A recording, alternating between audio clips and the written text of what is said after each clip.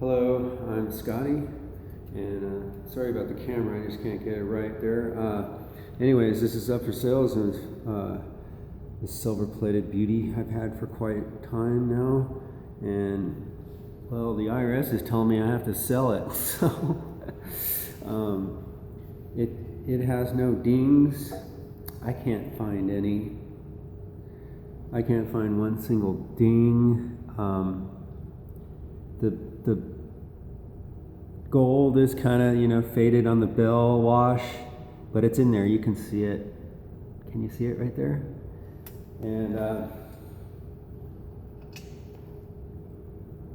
it's a standard, the Martin. This is the silver-plated one that the Air Force and the Army played in their marching bands. This one was very well taken care of, and it was overhauled by this famous guy in, I believe, Dallas. He's the best in Texas. Everybody's got their man, and he's the man for Texas, right? Probably want to keep it interstate, so when it comes back to you, it doesn't come back in pieces, running across the country. Anyways, this is how it sounds. Take another look. Razor sharp bottom, never dropped. Neck's never been dropped. The neck has no dings. It has never been worked on, except it was done very well for tightening. You can't even see the welt. You can't even see it. This has to be taken off, this tenon, to true the inner neck tenon with the actual body of the neck. The brass in there has to be turned on a can opener thing to where it fits. So this has been done. So you can still, it was done so well you can't even see the solder. But and it's got kangaroo pads even on the octave key, see? And everything is adjusted perfectly. You can see usually this is off on most of them, but that haven't been done by like Matt Store or this guy in Dallas. He's like the Matt Store of Texas. But see that? See how good it fits? And there's material in there. That's really good. Look at these brand new root pads. You don't have to do. If you're looking for a fixer-upper, this isn't it. This is ready to go record in the studio right now. So you can see the pads are kangaroo with some fantastic resonators that kind of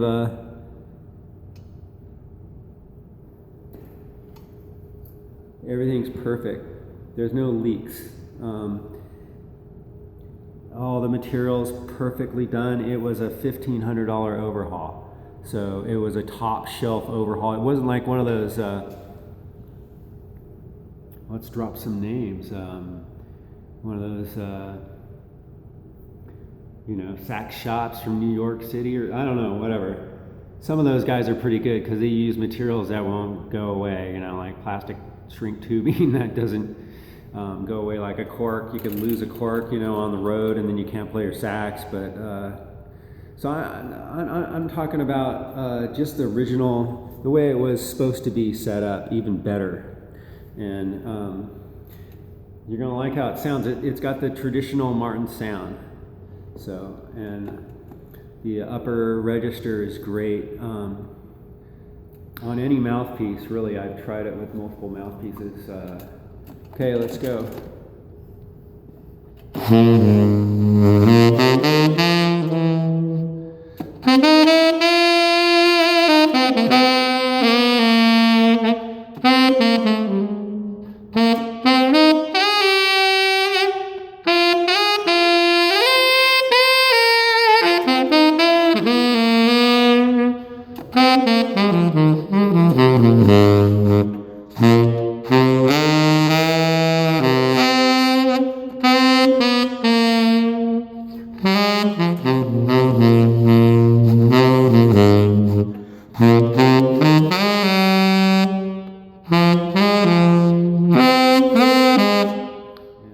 Hope you like that.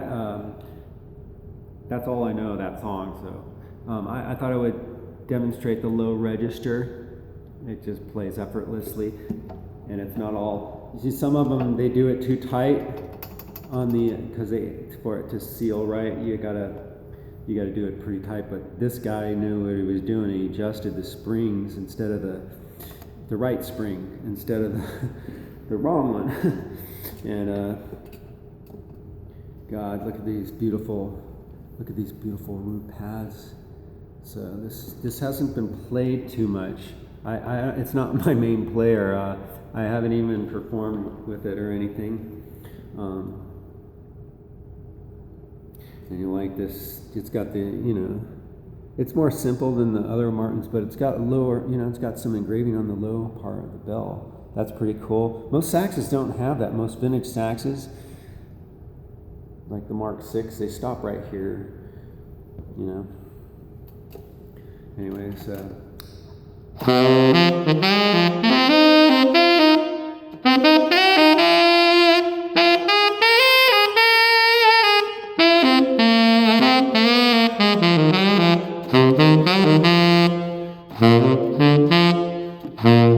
let's see if we can do the Letha lick.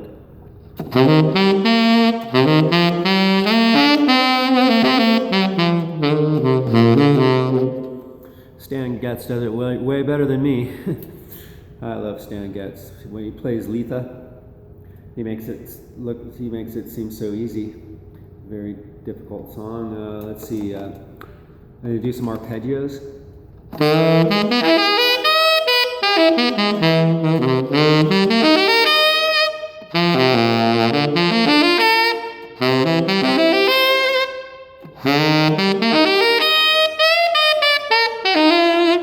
What I really like, that falsetto fingering, so you can play your blues. Instead of going the E right here on the side and then the B flat key over here, instead of doing that E, you can do this E. So this, of all the saxophones I played, this one pronounces that E very well, better than a Mark VI, just slightly better, not much better, but better. Better than a King, I believe. Maybe King does it, I don't know. Maybe it's the giant, this is the biggest bore you can buy. This is the biggest vintage bore. I challenge you to find a bigger bore than a Martin. It's like a tank. This neck is so dense right here, and I think that's what helps give it its ripping sound. Good for blues. I think it's a combination of these special tone holes that come up like this. They come up like that instead of just coming straight up like a Mark VI, or an old Koof with the how it's they come up and they're rolled like this. Come up from the inside and rolled on the outside.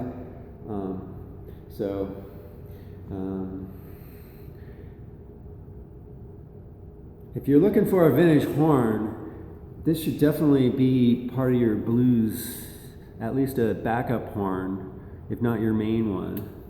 I know it's very special, and I believe it's worth a lot of money, but whatever. eBay wants to pay for it.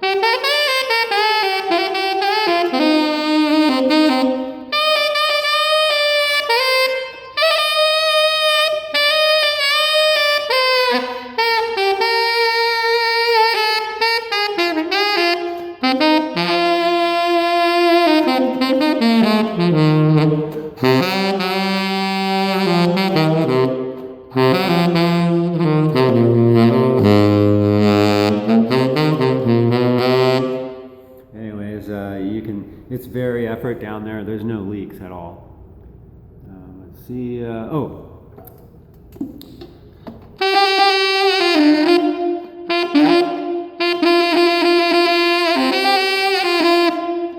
And it's a little ballsy on that falsetto. So you gotta lean into that. And the only thing on the upper that I have problems with is the G sharp, but that's a weird fingering anyways that I have that I always use on the Mark 6, which nothing really beats a Mark 6 for up notes, as long as you have a nice neck, either original or one of those nice aftermarket necks with the modern CAD design. So, I mean, like you can kind of hit it though. Here's G, and then I'll go A flat.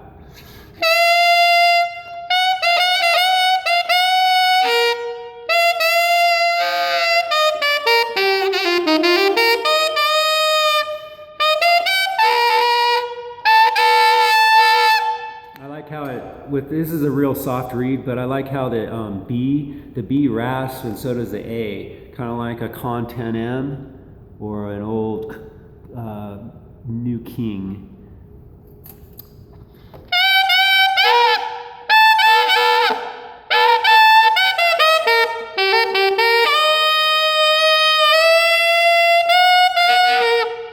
Okay, let's do a.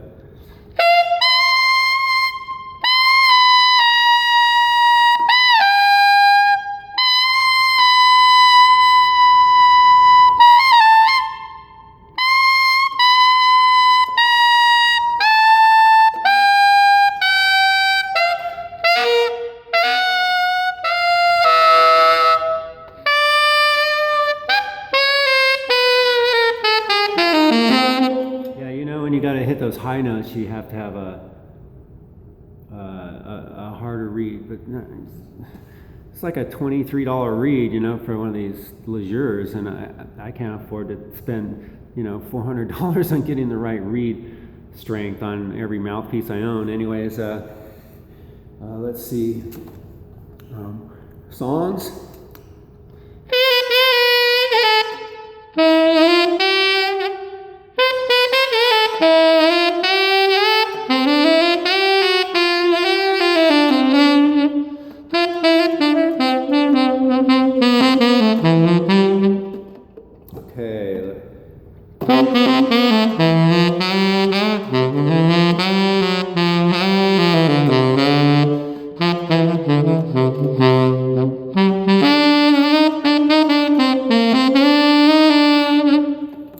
You like that ending? You can steal it if you want. All right, let's see. Okay. Let's try it with a different reed so we can hit the upper notes maybe.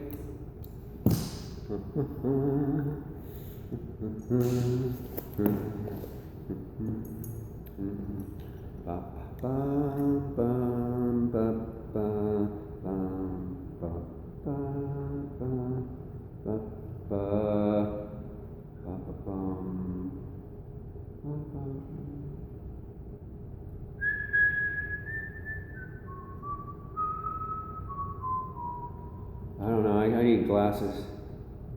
It's about right.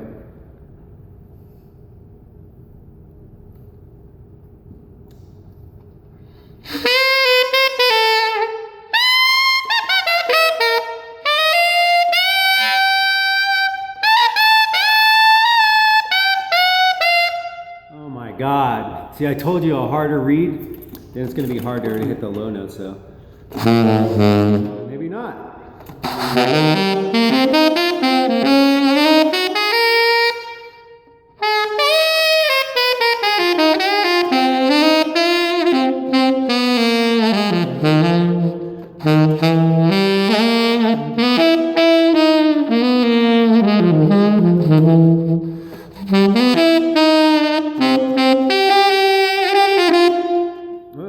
And yeah, that falsetto D or whatever. It's like a G, a falsetto G. You know, the Michael Brecker book. Buy it. It's behind this. I can't grab it, but it's the artist transcription, saxophone transcribed for Michael Brecker. He's laying on a couch like this, all relaxed. Because that's the key, relaxation. That's the key to good playing. Always stay relaxed. But I'm a nervous guy, so I'll never be a performer, really. Here, let's warm up this new reed.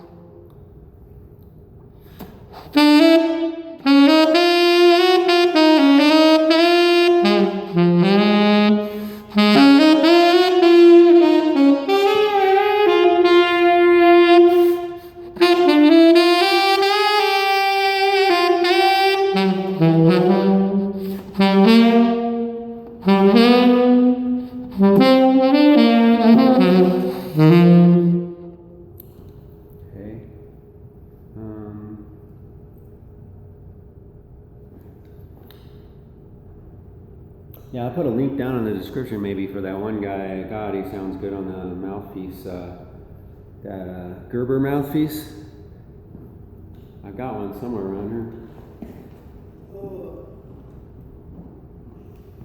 Here's the Gerber. It's got a hard reed on it though.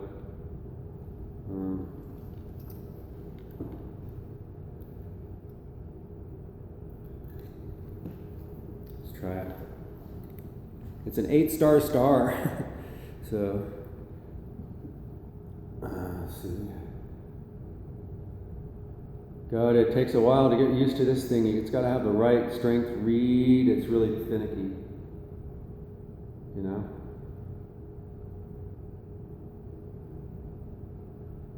But once you get it set up with the right reed, I can't see. I hope this plays.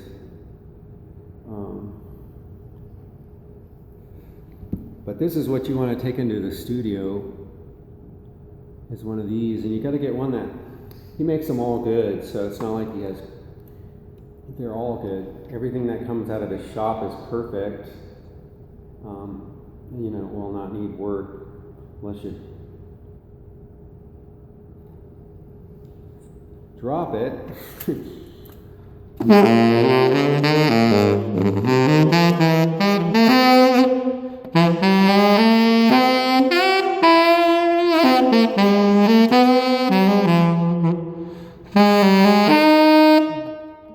So that's too soft a reed for this guy. You know, what are you gonna do? Let's try another one. Got to be like a 1 point, like a 2, or 2 is too hard. 1.75 seems to work for me right now, because I don't play every day. I can't see.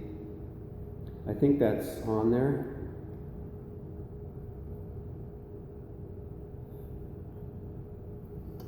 I can't see it.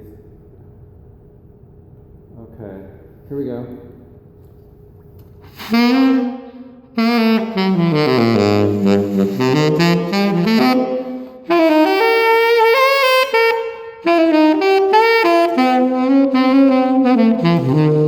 Okay, see how you gotta have the right reed on this thing. It's reed finicky. So you gotta have the right strength reed exactly. or it doesn't want to play right.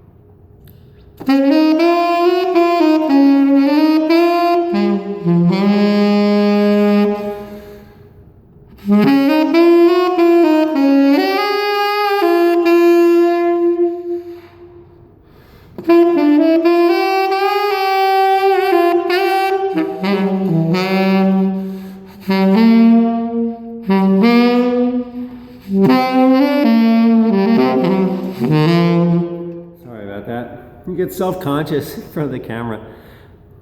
Let's see. I play so much better when I just record myself and not the video, just like a voice recorder.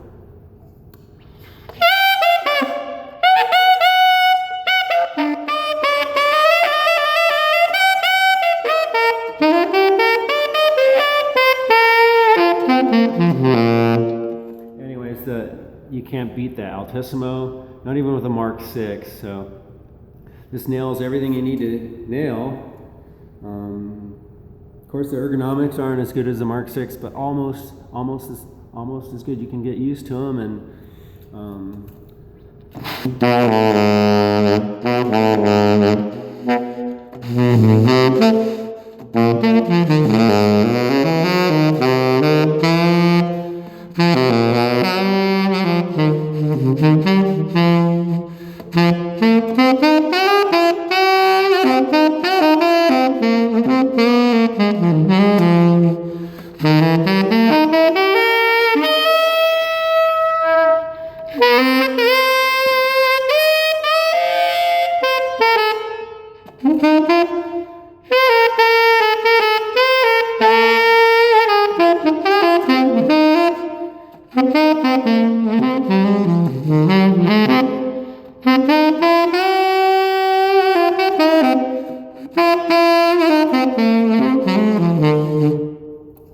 that's a key I normally don't play in.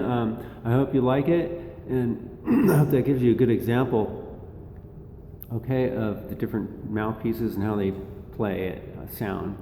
This one's probably going to sound better because this, we're not live, so this is going to sound better in the studio. Always a rubber mouthpiece or like a quiet or metal mouthpiece like a Dukoff.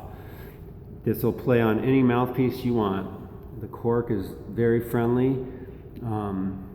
Like I said, it was put on by a pro, the best. You will not have any problems with this. You may need, if you play it 3 hours a day, you may need an adjustment every 3 years, like Matt Storr recommends. So you got 3 years, clean, adjust, 3 years, clean, adjust, 3 years, clean, adjust. The fourth time you bring it in, like on the 12th year, it's going to need an overhaul, maybe not. I think the kangaroo pads might just last forever. I'm betting on the kangaroo pads. I'd bet a house payment if you played it an hour a day for 10 years, the kangaroo pads would just be fine. They'd be like new. So that's how much I like kangaroo pads, and they're high end, they're more expensive, but it's worth it. So if you're ever doing a rebuild, always ask your guy for kangaroo pads. And if he gives you flack, he wants to stick with what works, the same old stuff. Anyways, make sure he puts kangaroo pads on there. They're great. They do something with the water. They just shed water better, and they seal, and they don't stick. They don't stick.